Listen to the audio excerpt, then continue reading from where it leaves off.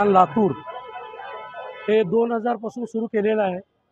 पहिले आम्ही रेल्वेनं पाठवत होतो, पण 2005च्या नंतर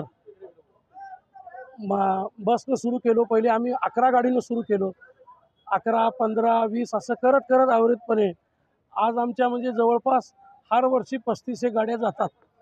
सगळ्याच्या सहकार्याने जाताना वारकऱ्या भाविकांना जेवायचं टिफिन, फराळाचं वेगळं पाकिट मध्ये हरिपाठ, पाण्याची सनरीज कंपनीची त्यांच्याकडनं आम्हाला देण्यात येते, ते आम्ही त्याच्यात देतोय। बॅग एकदम चांगल्या प्रकारचे लातूर अर्बन बँकेकडनं देण्यात आली आहे।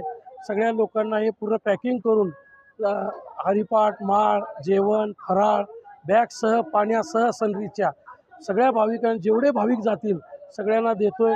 जाताना इथून पंढरपूरपर्यंत पूर्ण लातूरच्या सहकार्याने जे तिकीट लागतोय त्या सगळ्याच्या सहकार्याने आम्ही करतोय। हे अविरतपणे सेवा चालू आहे।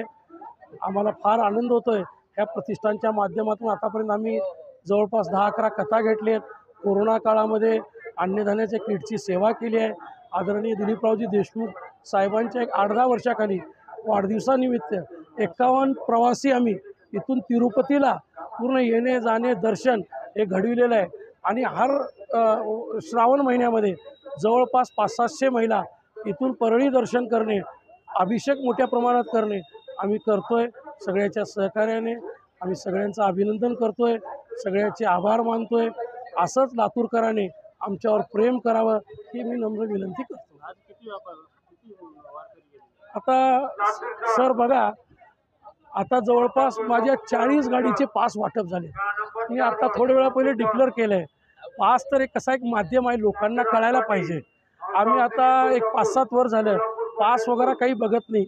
आज तुम्ही बी पंढरपूरला चालला असाल तर तुम्हाला तिकीट नाही। आज कुणी जात असेल, आता आमचं कार्यक्रम सुरू झाले, कुण्याही गाडीत बसा, जेवण घ्या आणि विनामूल्य पंढरपूर जा।